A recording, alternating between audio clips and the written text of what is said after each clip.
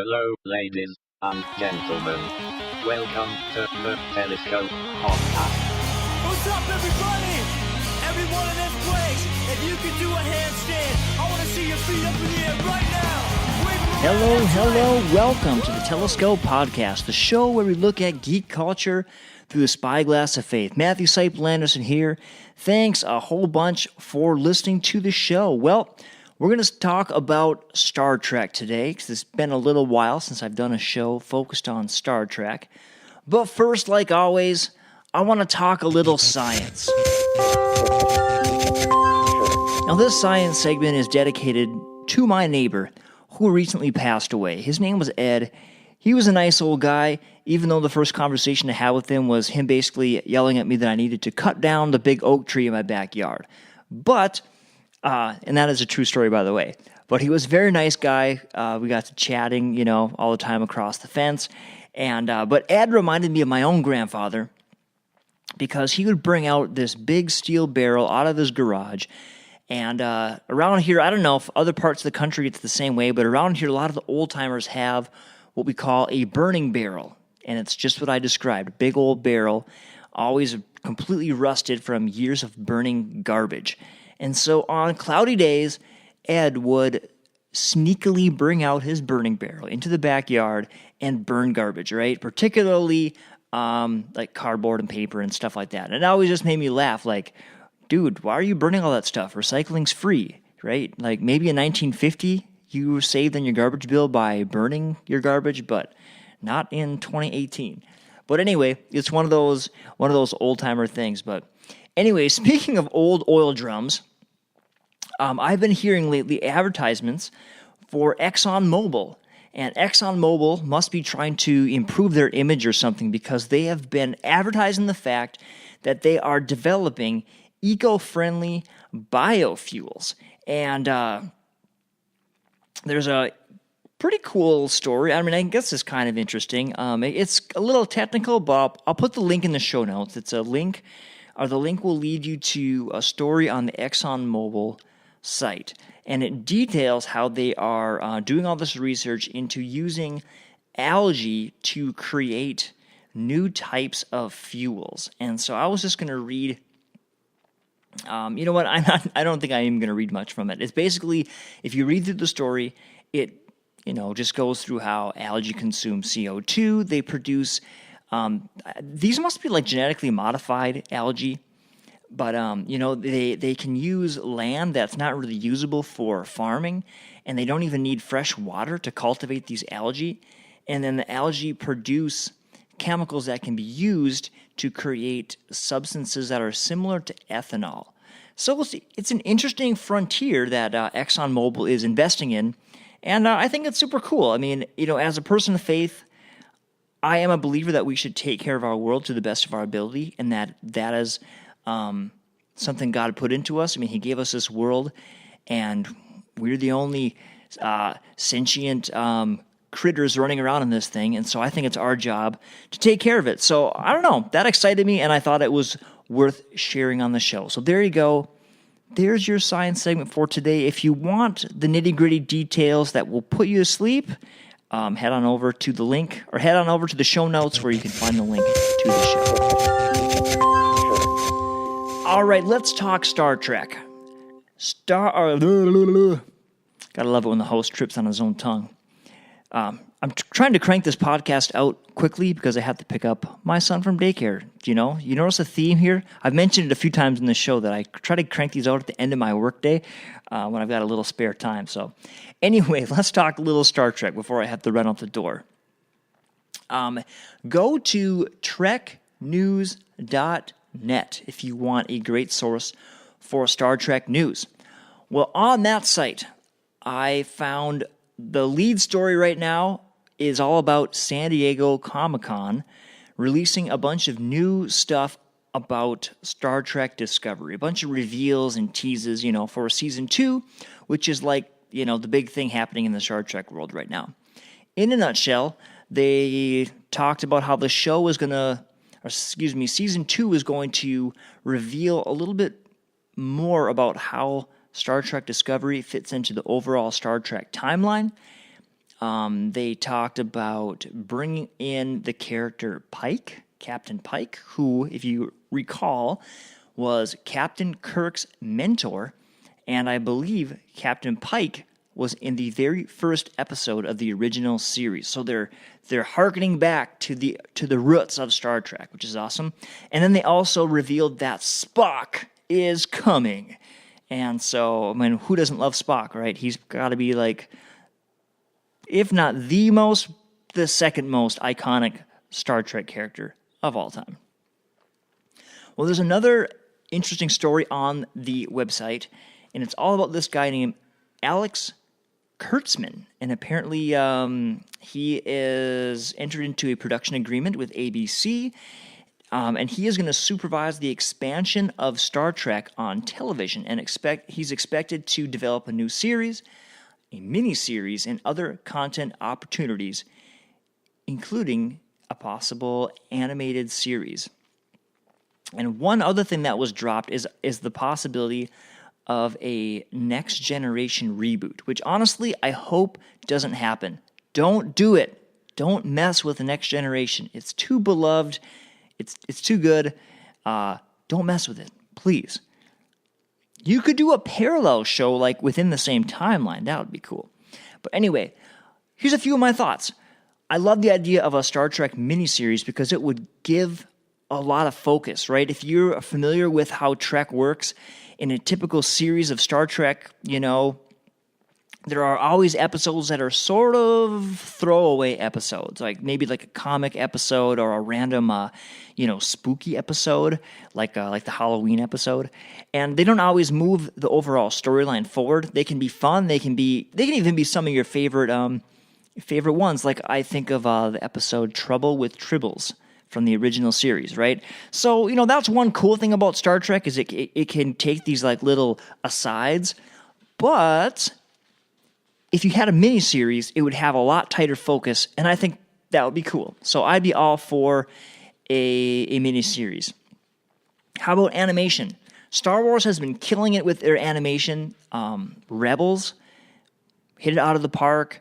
Clone Wars is a huge fan favorite. People love Ahsoka and, of course, Obi-Wan. And I think if you watch that series, you'll get a brand new respect for the Anakin character, right? A lot of people weren't a fan of how they handled Anakin through the prequel movies, but if you watch those cartoons, there's great character development. The voice actor they had did a dynamite job, I thought. So, how will Trek do in the cartoon genre? I don't know. I think there has been some Star Trek cartoons. That's something I should look up, but I just don't know.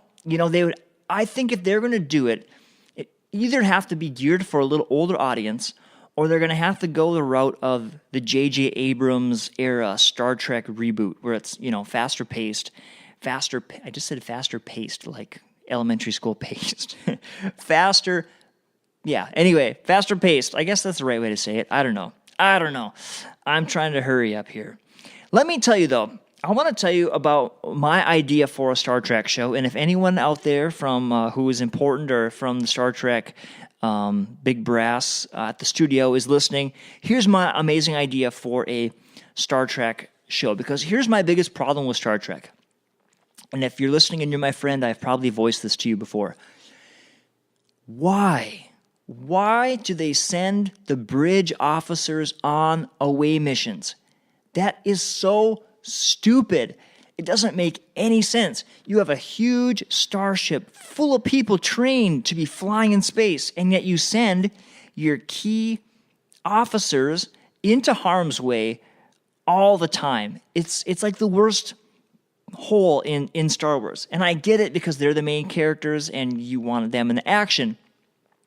And maybe you have a small budget, and so you can't hire extras and stuff. But what I think would be an amazing show would be a show where they have a special group of people on the starship that go on the away missions, like the Marines of the Star Trek world, right? Like the special forces of the Star Trek world, the away team. And you could even call it Star Trek Away Team or something like that. And it would be so amazing to have the conflicts between the people in the bridge and the people actually doing the missions, the boots on the ground. And you could have the emotional scenes where, the captain is having to send, these people, and they're probably younger, so send these young people into harm's way and send the soldiers into harm's way. And it would be really cool. It'd be really dynamic. You could make some really dynamic relationship things happening between, the officers and these special forces characters. And it would also give you a really cool look into like the everyday, maybe not every day because they are special forces, but the lower level, like ranking starship people, right? Because they would be quartered in a different area, the different living conditions. It'd be really interesting. Or, maybe it wouldn't be all that different because it's the future and everything's, equal. But I think you get what I'm saying. It'd be a different aspect of Star Trek that's completely unexplored and wouldn't be so formulaic. So there you go. There's my idea for a Star Trek show. And I just wanted to throw in one final piece of news, which will segue into bringing forth a telescope. William Shatner apparently has nothing to lose, and he's just going for it. He has turned country star. And there is a preview of a new song called Beam Me Up, where William Shatner teams up with Jeff Cook. In fact, I think they're together for this whole album. The album's titled Why Not Me? Now, if you don't know who Jeff Cook is, he is a founding member of the country band Alabama. And they're the real deal. They've got like a gazillion hits. And so, I don't know, he must be buddies with William Shatner and agreed to do this. And I get it, William Shatner, he probably is like, I want to do this because it seems like it'd be fun. But honestly, buddy, when I listen to this song, it hurts. It hurts a little bit. It's, I don't know, I don't have words. I have no words to describe this song. I guess I'll do my best. It's basically, picture Jeff Cook singing a song about drinking, where, if you're in a country band and you're singing a song about drinking, that's like par for the course. But where it gets really awkward and really weird and really hard to listen to is where William Shatner's voice comes in way louder than Jeff Cook's wonderful, country voice. And William Shatner is just pretending to be completely sloshed. And it just sounds, it's just bad. It's just bad. I have nothing else to say about it. I don't like being negative. I'm usually super positive in this show, but I can't say anything positive about it.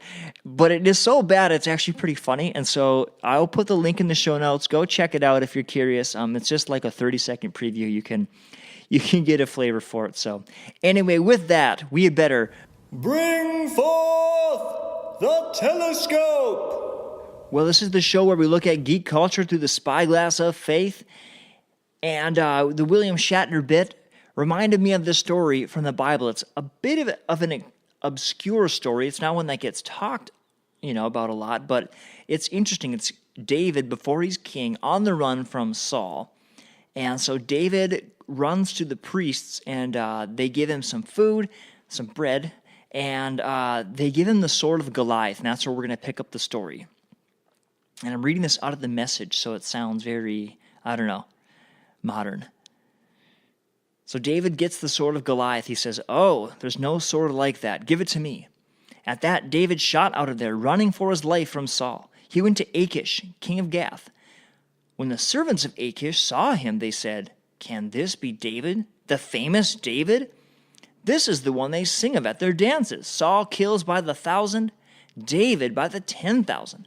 When David realized he had been recognized, he panicked, fearing the worst from Achish, king of Gath. So right there, while they were looking at him, he pretended to go crazy, pounding his head on the city gate and foaming at the mouth, spit dripping from his beard. Achish took one look at him and said to his servants, "Can't you see he's crazy? Why did you let him in here? Don't you think I have enough crazy people to put up with as it is? Without adding another? Get him out of here." And I think it's a funny story because David thought he was being very clever by going to Gath, because that's where Goliath came from, right? David killed Goliath, champion of Gath. And so where's the least likely place Saul will look for David? In Gath. So David goes to Gath. But of course, he's recognized. And, his plan kind of like falls apart on him. And I want to encourage you that if you have ever done something in your life that you're not real proud of, that you're kind of ashamed of, we've all got those moments, those embarrassing moments, how we wish we would give almost anything to take them back, right? But we can't. The deed is done, or whatever is done. I want to encourage you today that there's grace for you, that there's God's love for you, and that you can move beyond whatever thing you're dealing with. David pretended to be crazy in front of all these royal people, but God was still with him, and God delivered him from Saul, and eventually restored his honor, made him the king, and God had a good future for David, and he does for you too. So hope that encourages you today. I'm going to keep it short and sweet because, like I said, I've got to boogie out of here. But thanks so much for listening. You can email me at mysaviorsanthem@gmail.com. Go to the website, mysaviorsanthem.com, or go on Facebook, My Savior's Anthem Music and Podcasting. So Matthew Seipel Anderson signing off. Thanks again. Love you. Bye-bye. What's up, everybody? Everyone in this place.